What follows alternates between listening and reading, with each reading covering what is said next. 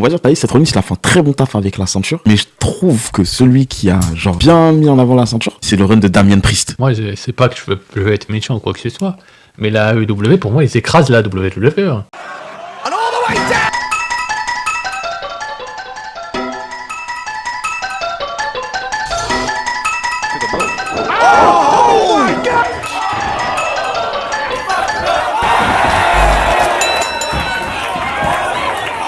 Salut, salam, konnichiwa, buenos dias, what's up? Bienvenue à toutes les personnes présentes sur Internet, les ondes FM pour ce nouvel épisode du Catch Squad Podcast. Là où on enchaîne les éloges, mais aussi les rafales verbales dès que la passion nous guide quand on parle de catch mainstream, mais aussi de catch indépendant. Du coup, aujourd'hui à la table, comme d'hab, on a le créateur du WWE Wrestling sur YouTube, Arthur Debesque.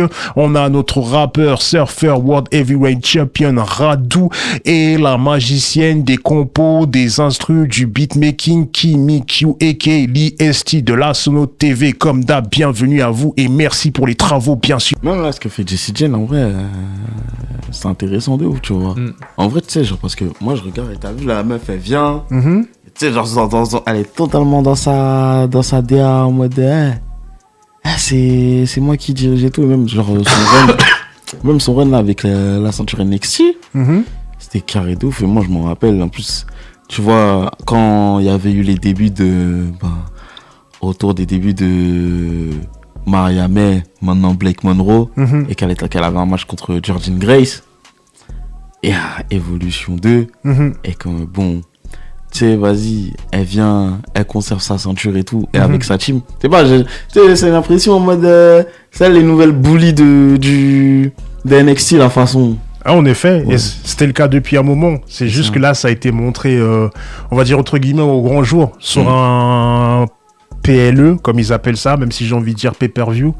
Tu vois, mais des gens à l'ancienne ici. Voilà, tu vois, du roster principal, il y a ça. Mais là, tu vois, la particularité qui rend en fait son règne intéressant, c'est que tu te dis... Il y a le titre, elle peut le perdre à n'importe quel moment. Il y a du suspense, tu vois. Il y a ça, tu vois, qui joue beaucoup Radou. Cette nuit, mais... Hormis son taf à elle, il y a ça qui joue. Contrairement à, tu vois, d'autres personnes, tu sais que quand tu vas leur donner le titre, ils vont pas le perdre, tu vois, comme ça. À part une exception, tu vois, une grosse surprise. Mais généralement, ils vont pas le perdre comme ça du jour au lendemain. Et il y en a même certains, quand ils leur donnent, ou même on va dire certaines, tu sais que ça part pour 5 mois minimum. C'est ça justement qui est la particularité qui est très intéressante avec elle. Il y a vraiment du suspense. Dès le début, t'en as beaucoup. Quand tu regardais les mises et tout ça, les mises de sa défaite face à Jordynne Grace, ils étaient quasiment tous persuadés qu'elle allait perdre. C'est ça qui rend un règne intéressant. Ouf. Pour ma part. Hein. Ouais, je suis totalement d'accord. Totalement d'accord aussi, ouais. En fait, t'as des... Ouais, quand t'es là, t'es en mode, bon, vas-y, on sait que ça va pas durer, que ça dure, t'es en mode... Ça dépend aussi des règnes, parce qu'il y a des règnes, vas-y, clairement, on ronfle, tu vois. Oui. Mais, quand c'est ce truc de... Bon, en vrai, c'est pas mal, tu vois.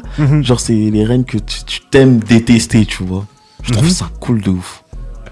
Ouais, t'aimes détester, et après, il faut que le règne aussi, tu vois, il soit bon. Il soit bon aussi, parce que t'as vu... Comme le règne de Roman Reigns.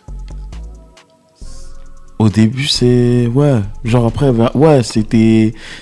En fait, le règne de Roman Reigns, c'est que ça partait bien, c'est qu'il y avait de bons scénarios, mais tu vois, la dernière année, c'était... Tu sais, genre ça... Il tirait. Ça tirait trop. Chacun son point de vue. Moi, je te rejoins sur ce que tu as dit en deuxièmement, Radou. Pour moi, ils ont trop tiré. Ouais. Comme en ce moment, ils tirent trop avec Cody Rhodes, même s'il vient de le reprendre. Ouais. Vraiment trop. Pourquoi il le reprend ? Après, c'est eux, c'est leur choix, mais il y a plein de top stars, en fait. Ils auraient pu le donner à une autre top star. Et tu vois, McIntyre, ouais, il en avait plus besoin. Voilà, tu vois, il y a ça. Pour moi aussi, c'est tiré. Et justement, ça a été ça le problème avec Roman Reigns. Ça a duré 3 ans. Et en plus, le pire de ça, c'est que dans les 3 ans, il s'est retrouvé avec les 2 ceintures. Et je crois que les 2 ceintures, il les a gardées pendant 1 an, si je me trompe pas. Il les a pris à WrestleMania. C'est trop. Ouais. C'est trop. Pour moi, en tout cas, pour ma part, c'est trop. Encore si c'était qu'une seule ceinture, même si je déteste ça. Vas-y, c'est une seule. Comme ça, dans l'autre roster, et ben... Ah, comme ça, les autres rosters, ils ont de quoi... Voilà. Mais les deux? Ben oui. Jusqu'à, ils ont dû créer la World Heavyweight. Voilà. Et quand la World Heavyweight, elle arrive au début... Elle était critiquée. Ouais, elle était critiquée, on a dit, c'est la ceinture de remplacement, là. Ouais. C'est ça. Ouais, la ceinture de remplacement. Mais après... Heureusement, les autres, ils ont réussi à la glorifier. De ouf. Glorious. Après, moi, j'ai un peu une take sur ça. On va dire, celui qui... On va dire, t'as dit, Seth Rollins, il a fait un très bon taf avec la ceinture. Oui. Mais je trouve que celui qui a bien mis en avant la ceinture, c'était court, mais j'ai bien aimé, c'est le run de Damien Priest. Ah ouais. Oui, d'accord. En fait, t'as vu, D'accord. je sais pas, genre parce que moi j'ai trouvé que, justement, quand Damien Priest il a pris le titre, la ceinture, je trouve, elle lui allait bien. Oui. Et ça l'a propulsé.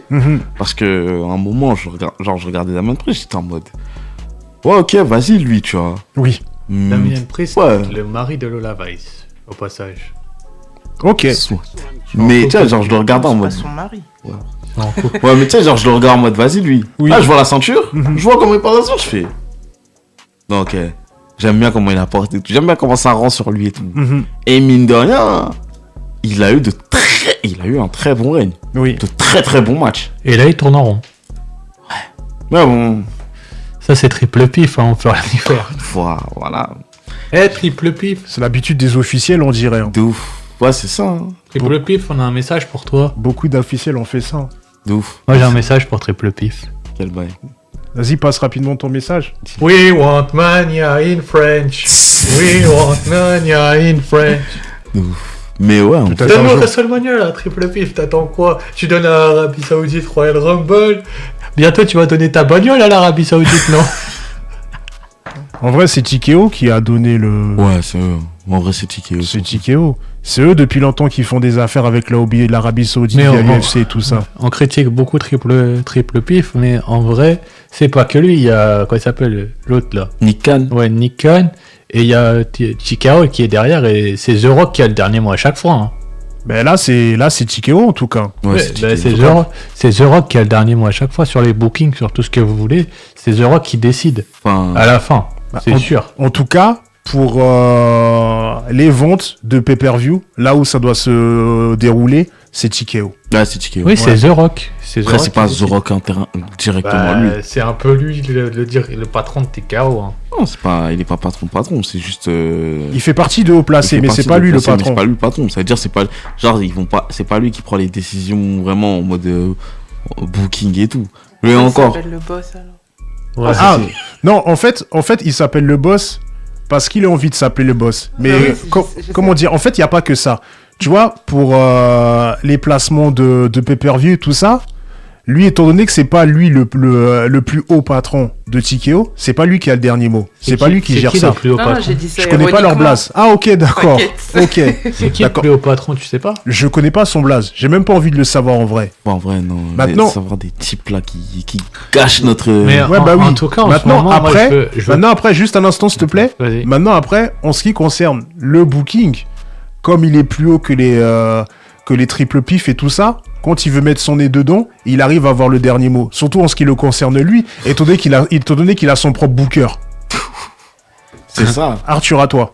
Ouais, je voulais dire, en ce moment, moi, c'est pas que je veux être méchant ou quoi que ce soit, mais la AEW, pour moi, ils écrasent la WWE. Hein. Oui. Il n'y a pas match, ils les écrasent. C'est un point de vue. All Out a écrasé, comment ça s'appelle? Russell Palooza. Ouais, truc Palosa. Moi, j'appelle pas ça Wrestle Palosa, j'appelle machin chouette Palosa. C'est même pas étonnant. Après, pour ma part, quand je dis c'est un point de vue, ça dépend si on prend juste le même roster ou toute la globalité de la WWE. Parce Non, que... avec NXT au-dessus, je suis d'accord. Mais sur Raw et SmackDown, on a AEW au-dessus.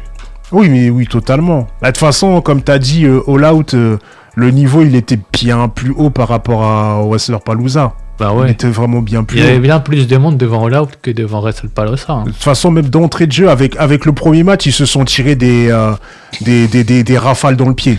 d'entrée de jeu. De toute façon, pour faire ça. De toute façon, Tony Khan, il va venir en France bientôt. Et de toute façon, pour faire ça, aller se faire voir. Si on doit parler de WrestlePalooza, il n'y a que 2 matchs qui valent le coup. Merci. Io Sky contre Stéphanie Vaquer. Encore une fois. Ouais. Merci, mesdames. Vraiment. Encore une fois. Ah là là. On ne peut compter que sur... Et CM Punk et Jelly contre Becky Lynch chez CM Punk. Et le match tag team, le mixte tag team entre les maris là, la famille